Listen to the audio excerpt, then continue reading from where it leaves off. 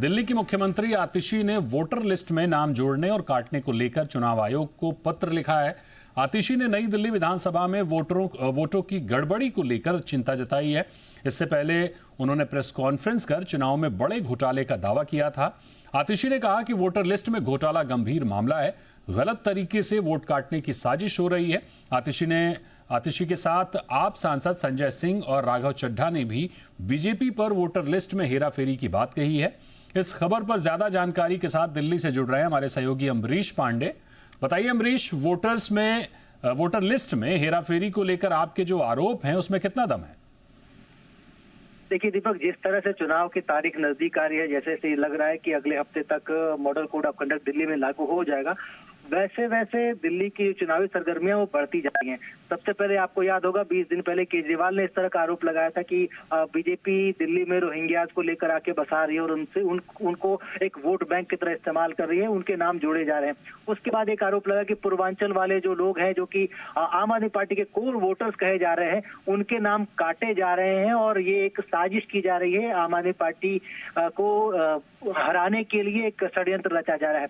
आज आतिशी या जो दिल्ली की मुख्यमंत्री, उन्होंने फिर से प्रेस कॉन्फ्रेंस की और फिर से उसी तरह का एक आरोप लगाया, जहां ये कहा कि कुछ इलाकों में, विशेष तौर पर साउथ दिल्ली, सेंट्रल दिल्ली और ईस्ट दिल्ली में वोटर लिस्ट में नाम जानबूझकर खत्म किए जा रहे हैं और उन लोगों के नाम जोड़े जा रहे हैं जो कि बीजेपी के हैं या फिर बीजेपी जिनको किराए से लेकर आ रही। तो एक बड़ी राजनीति है, हम ये कह सकते हैं। हालांकि अभी तक चुनाव आयोग ने इस पर कोई भी कमेंट नहीं किया है। चुनाव आयोग को साफ तौर पे कहना है कि हमने जो वोटर लिस्ट बनाई है और जो मौजूदा वोटर लिस्ट है, उनमें कोई भी फर्क नहीं है।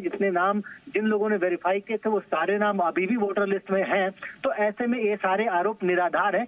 लेकिन किसी का भी एप्लीकेशन अगर जाता है, उसकी एक जांच होती है, तो संभव है कि इस बात को भी लेकर जांच हो और आगे आने वाले दिनों में कोई स्पष्टीकरण चुनाव आयोग से आए। लेकिन फिलहाल ये साफ तौर पर लगता है कि इस तरह के जितने भी आरोप हैं, क्योंकि एक सीरीज के जरिए आ रहे हैं और जाहिर तौर पर सिर्फ और सिर्फ आम आदमी पार्टी की तरफ से ही आ रहे हैं, तो ऐसे में लगता है कि ये एक राजनीति है। आरोपों में विशेष तौर पर कोई दम नहीं होगा, क्योंकि अगर ऐसा होता तो कांग्रेस भी इस समर्थन में आती और सिर्फ आम आदमी पार्टी और उसके जो विधायक हैं या फिर कुछ सांसद जैसे संजय सिंह और राघव चड्ढा, ये इसके अलावा आतिशी और केजरीवाल, यही इस तरह के आरोप लगा रहे हैं। तो साफ तौर पर लग रहा है कि एक राजनीति हो सकती है। ठीक अमरीश, एक और सवाल बनता है कि आतिशी ने चुनाव आयोग को चिट्ठी भी लिखी है, मिलने का समय भी मांगा है।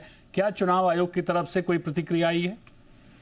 देखिए, चुनाव आयोग से हमने संपर्क करने की कोशिश की थी। उन्होंने कहा कि हमारे पास एप्लीकेशन आई है और हम अर्लीस्ट पॉसिबल उनसे मिलेंगे और जो आरोप उनके तरफ से मिले हैं उसकी हम जांच भी कर रहे हैं। तो कुल मिलाकर चुनाव आयोग से ऑफिशियली तो नहीं, लेकिन अनऑफिशियली ये कमेंट जरूर मिला है कि इस तरह के सारे आरोप समय समय पर आते रहते हैं हमारे सामने और फिलहाल ये आरोप हमको इसमें कोई दम नहीं दिख रहा है। लेकिन चूंकि प्रॉपर चैनल से टाइमिंग अगर लिया जाएगा तो हम उनको टाइमिंग देंगे, ये उन्होंने कमेंट में जरूर कहा है। तो जाहिर सी बात है कि सिर्फ चिट्ठी नहीं, प्रॉपर चैनल से अगर उन्होंने अप्रोच किया होगा तो उनको टाइम मिलेगा और संभव है कि इस हफ्ते के अंत तक ये जो आम आदमी पार्टी के जो प्रतिनिधिमंडल है उससे चुनाव आयोग की मुलाकात हो भी जाए। बहुत शुक्रिया करेंगे अमरीश आपका हमारे साथ जुड़ने के लिए, इस पूरी खबर पर विस्तार से अपनी प्रतिक्रिया देने के लिए। Thank you so much. बढ़ते अगली खबर की ओर। चीन में तेजी से फैल रहा